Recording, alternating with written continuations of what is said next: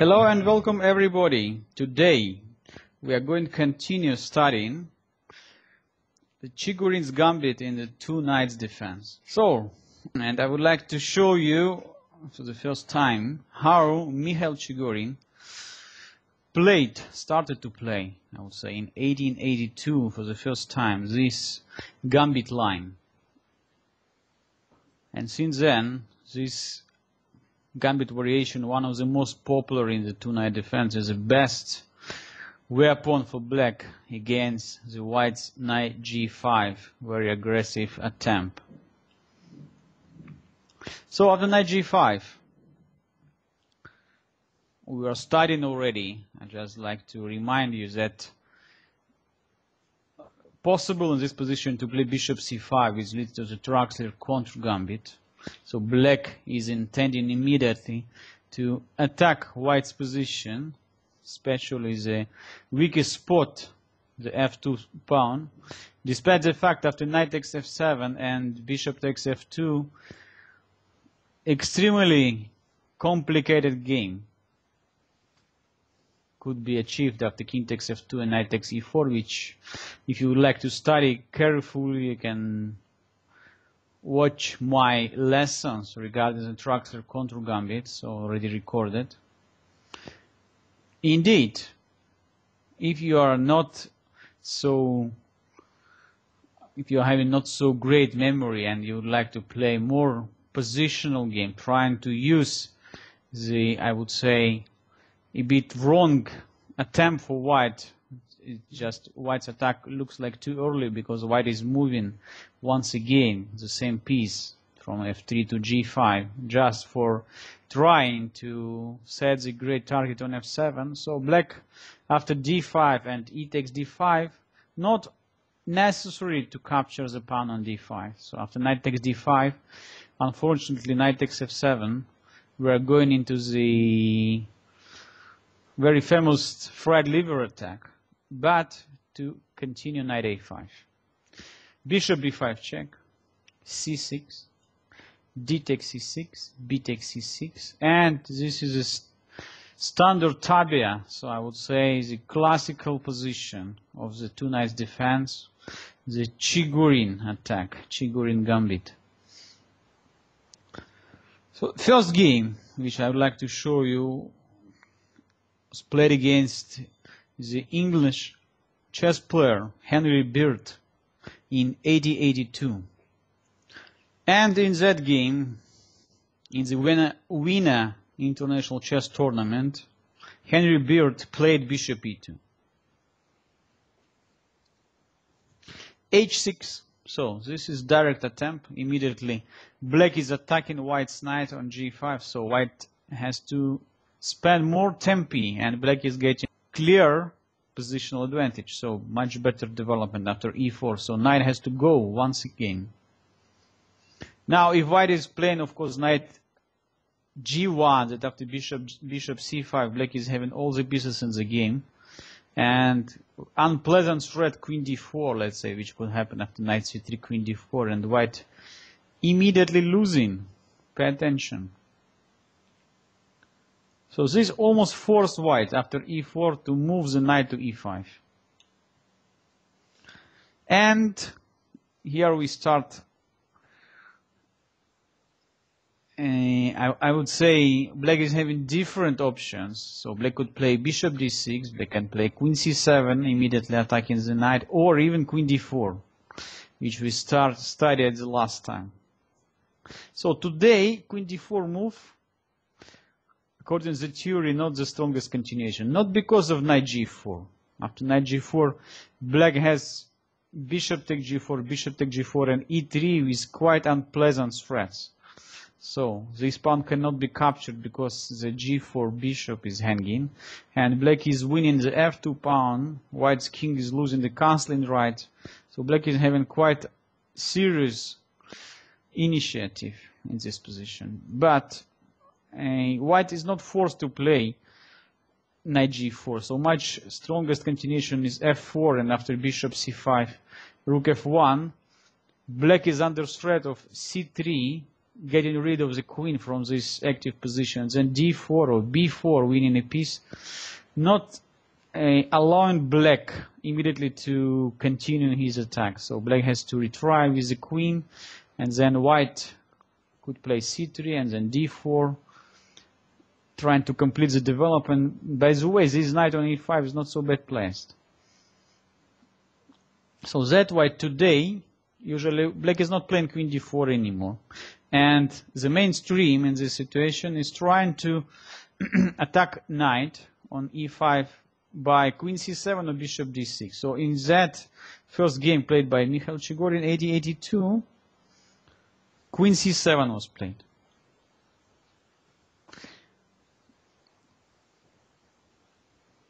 Knight g4, not the best continuation. So today, mostly recommended for white to play d4, and we will study it later on.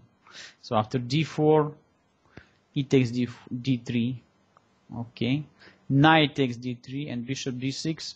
White still cannot castle, short side, so black is very fast developing all his pieces. And after, let's say, white spends the time after h3, short castling, and here black has a few options. Could move immediately the pawn after c5, c4. Look, all the pieces very actively looking towards the white's king side. So this knight from a5 could very fast come into the game after knight c4 or c5, knight c6. Bishop from c8 could be developed or to b7 or to f5. Black is having great open files, e8 and d8. So all the pieces very fast coming into the game, and it's not a question. So black usually is having enough compensation for a pawn. And that position, I would say, was tested many times. So in that game, Bird immediately played knight g4. And this is first and quite interesting reaction by Chigorin. So instead of capturing on g4 with the knight, he just doesn't like to spend any more time, but captured with the bishop. So already developing knight, he captured by the bishop, even allowed white 2 bishops advantage, but after bishop d6, it's quite difficult for white to complete the development of its queen side, and also it's no time for castling the short side because h2 pawn is hanging. h3, short castling, knight c3, and very important move, knight c4. So black not only having development advantage, but black is also controlling the center. So knight is going to be placed very nicely on e5. Then, later on, black is going to move away the knight from f6, and after f5 and f4, it is extremely difficult for white to stop black's threat on the king side. So we immediately could see what happened in the game. After b3, knight e5, and bishop b2, white still doesn't know where to move the king. So maybe white is planning to move the queen to e2, and then maybe long castling. Rook f to e8. So now white realized that unfortunately queen e2 doesn't work. Can you see why? Not because of knight take g4, but because another tactical trick, knight d3 check. Pay attention that queen and the king under the threat. So after c takes and e takes, white is losing immediately. So this pin is deadful. White is losing the queen. And if you play something like king d1 check and king c1, black just simply could play bishop a3, protecting this knight. And once again, all the threats are coming. Knight d3, queen a5, etc. White is completely lost. So, with this bad news, white decided to castle finally the king to the king side. But of course, when all black pieces are looking toward it, that is not the greatest idea. After knight takes g4, knight e take g4, h take g4, and queen d7, suddenly white is going to lose his pawn. Since f3 extremely dangerous to play because it's weakening all the dark square near the king. So black could continue attack after bishop c5 or even after bishop c7 with idea queen d6, for instance. So it's quite unpleasant situation for white. Very dangerous. Just give you the example. Let's say I can play queen c7 with idea queen d6. White captures, then I give a check. Rook f2 cannot be played because bishop or b6 or bishop g3, black is simply winning. So white has to move the king, but in that case after queen e5 there could be almost no way to stop against the decisive threats on the king side. So white decided to sacrifice the pawn on g4. I would say not sacrifice, just white is losing this pawn on g4. Queen e2, knight take g4, g3, and queen f5. So black is still keeping very unpleasant threats. So next idea is to move the queen to h5 and queen h2 checkmate. So quite difficult to stop it. King g2 with the idea to meet queen h5 by rook h1. But of course black is having so great position, especially look at the pawn on e4, which prevents white from all the moves like d3 and f3, or just simply rook e6. All the pieces still are looking towards the white king side. It's only a matter of time for how long white could survive here, this king side attack. Rook e1 and second rook come into the game, rook e8.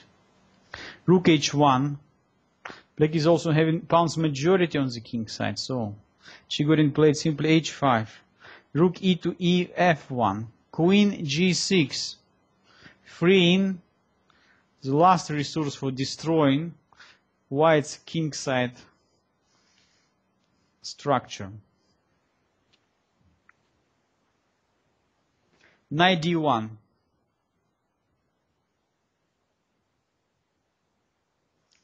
And here Chigorin started a very nice combination. So pay attention that queen g6 had not only idea f7, f5, but the g3 pawn is another target. So Chigorin just completely demolishes white's position on the king side by the nice pawn's move, e4, e3. So now if white captures d takes e3, black is winning immediately. Takes. So f takes e3 will be led to checkmate after queen takes g3. And knight takes e3, still the rook takes e3. And white can stop the decisive mating pattern after rook takes g3. Game is over. So already after e3, it's extremely difficult to play for white. So his king side is completely ruined. Bishop d4. Knight takes f2. Once again threatening the checkmate. Rook takes f2. Queen takes g3. King f1. E takes f2. So now queen cannot capture on f2. Not because black is having the extra material, but because of checkmate after rook e1, queen takes e1 and rook takes e1. So only way to play knight e3 in this position, but it cannot last for a while. c5, bishop c3, rook takes e3. So always Chigorin try to finish the game with a nice combination, and this example shown as the greatest talent of the Russian chess player. Rook takes e3, queen d1. So black cannot play immediately rook e1, but white's pieces are completely frozen, so almost in the Zugzwang. Even no need to capture here the rook takes c3 and to avoid white some counter chances after queen takes h5. So instead, Chigorin just simply moves the pawn. h4, bishop d2, h3, and white had to resign because the threat is queen g2 and then f1 promotion with a check.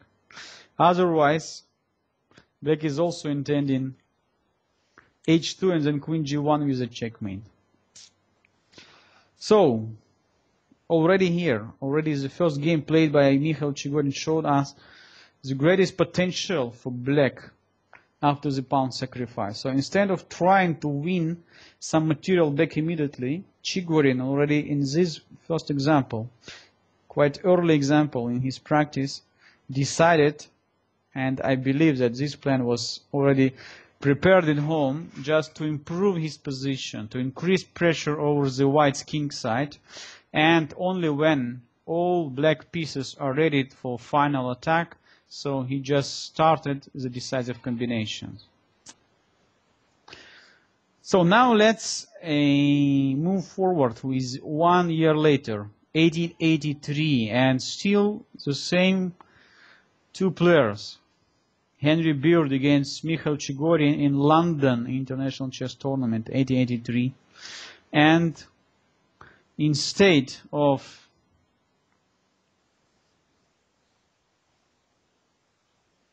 of playing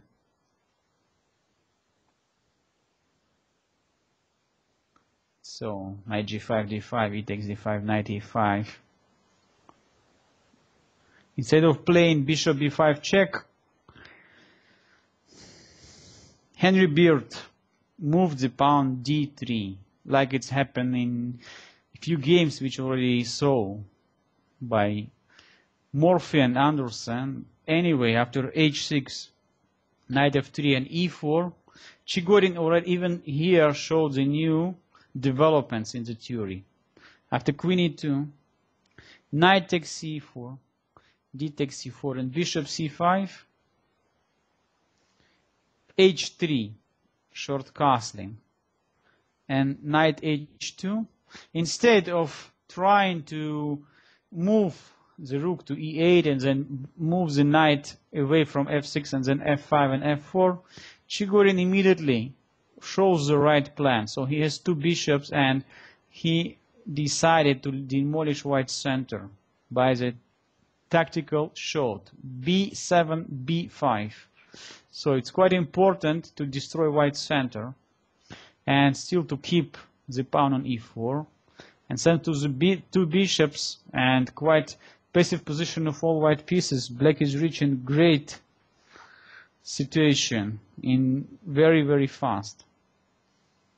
Knight c3, b takes c4, queen takes c4, queen d6. Don't forget that because position now is open, so black is going to use the additional threat as bishop a6. So right now white almost forced to play short castle, otherwise bishop a6 and you never could castle anymore. Bishop a6 anyway comes, knight b5, and already here Chigorin could play queen takes d5, but he decided to go for more and moved the queen to b6. a4, knight takes d5, queen takes d5, c6. So instead, of course, white played queen takes e4, still after c6, serious problem for white.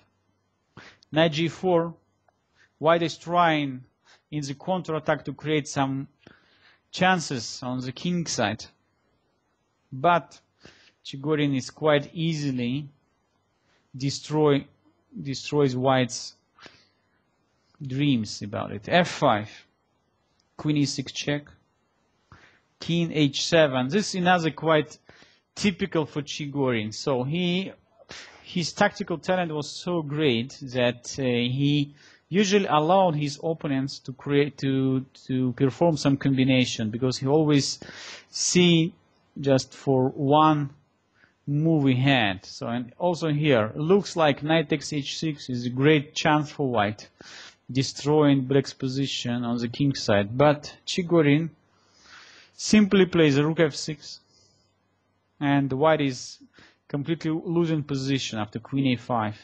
G takes the pawn, and c4, c takes b5, a takes b5, bishop b7.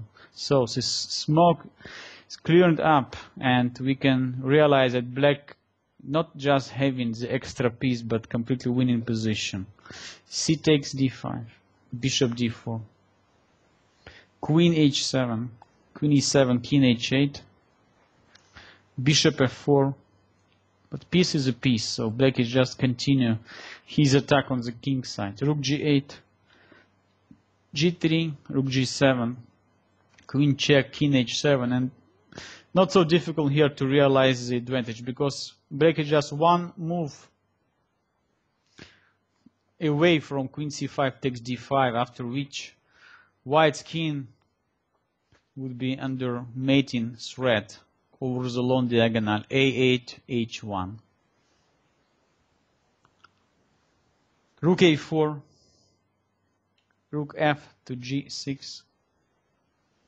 Already threatening in some variation, rook take g3. Don't forget that f2 pawn is pinned right now. Queen b8, so white is trying to protect, support the g3 pawn, but not for a while.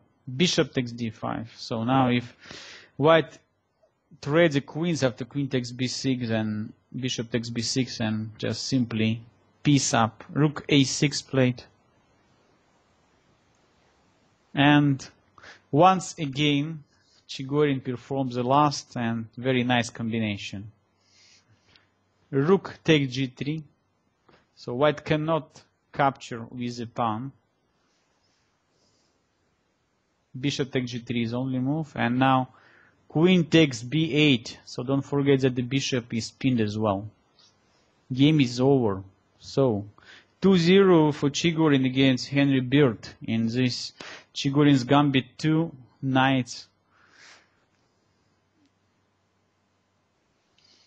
Great. And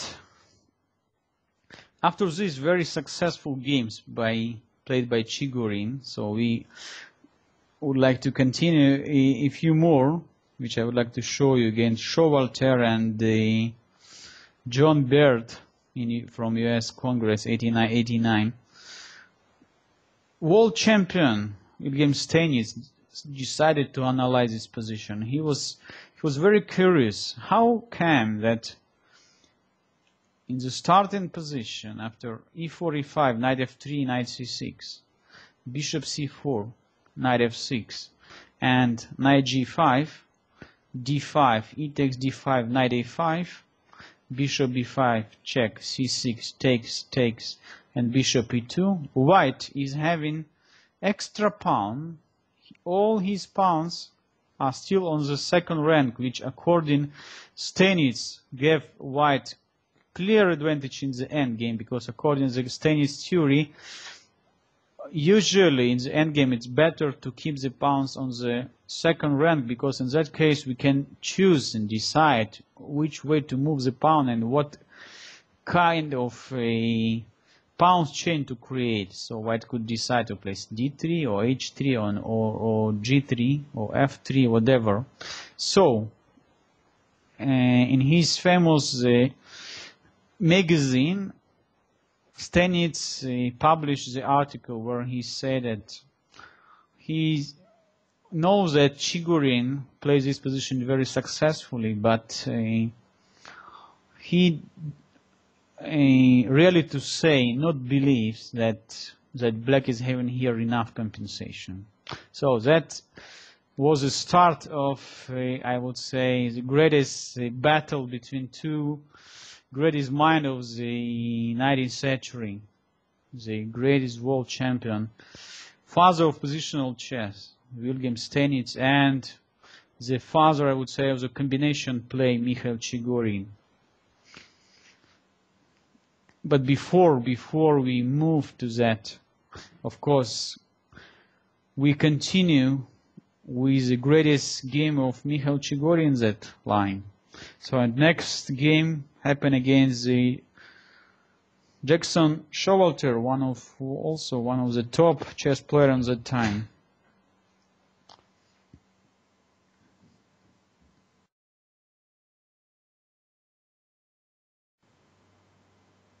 So in 1989, Jackson Showalter decided to test the recommendation of the current world champion, Wilhelm Steinitz, and play this position against Mikhail Chigorin in United States Congress.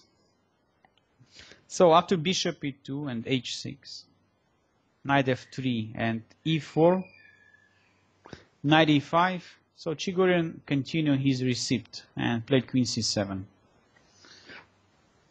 And d4, e takes d4, e takes d, so knight takes d3, only move, and bishop d6, exactly according to the line we were considering just a few minutes ago. So white cannot castle immediately, and after h3 short castling, black is getting just quite serious compensation for the sacrificed material. So in that game, Jackson Showalter decided to move the pawn immediately f4. Looks quite nice idea. So white is intending just to play short castling. Then bishop comes to f3. Knight comes also to the center, c3. What exactly compensation black has here? It's the greatest question. Indeed, Chigorin believed in great potential in black's position. And simply continued here, short castling, and didn't like to start here immediate action, just continued developing the pieces. Bishop f5, according to the all Gambit principles, most important, first of all, to develop your pieces on the most active positions, and only then to start the attack. So bishop come to f5, black is connecting the rooks, so rook is coming to e8, second rook is ready to go to d8. Black is getting quite great outpost for the knight or the bishop on e4. White's f pawn also somehow prevents white dark square bishop from being activated. So a bit lock-in activity of this bishop on c1. Knight c3, rook a d8. Queen e1, rook f to e8, already quite serious sign. So black is finished all his development very fast, but white is still needs to make some prophylactic moves, so to move the queen away from the threat of black's rooks over the open files. So queen has to leave the e1 square as well. Queen g3, and another typical resource, knight c4. So knight from the side of the board immediately comes into the center. So black is also intending to play queen b6 maybe, and then to bring the knight to e3. b3. I believe that Showalter saw, of course, that after queen b6 check and knight e3, he has to give up his bishop on c1, but I guess he was quite happy doing that. Let's say after queen b6 check, king h1, knight e3, so white could even exchange his bishop, bishop takes e3, rook takes e3, and then move the queen away to f2.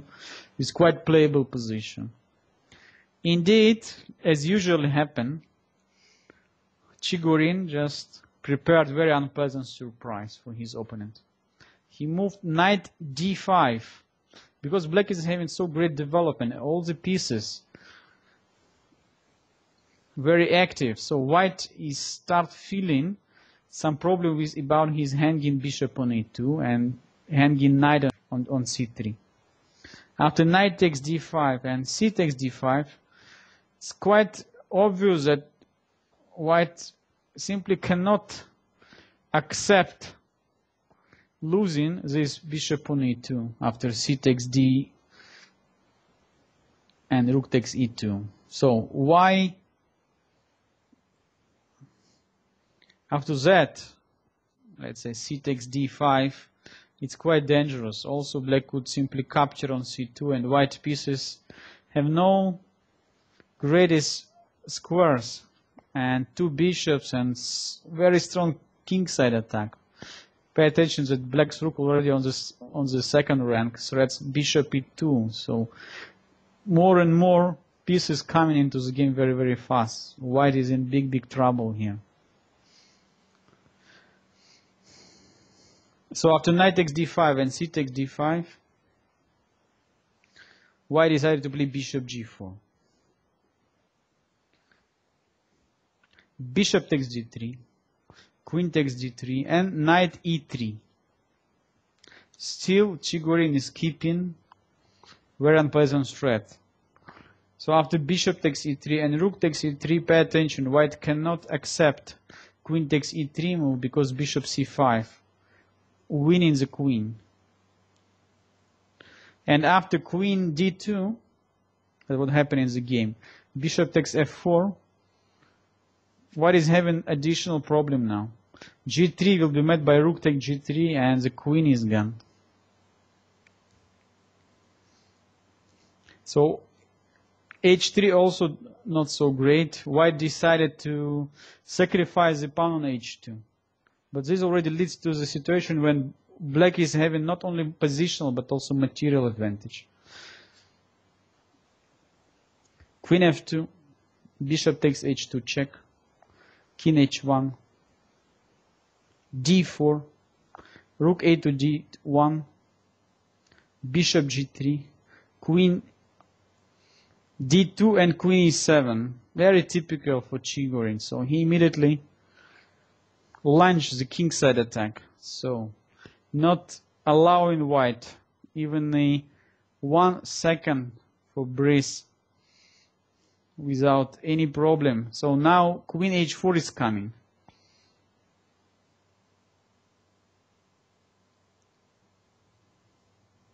Bishop h3.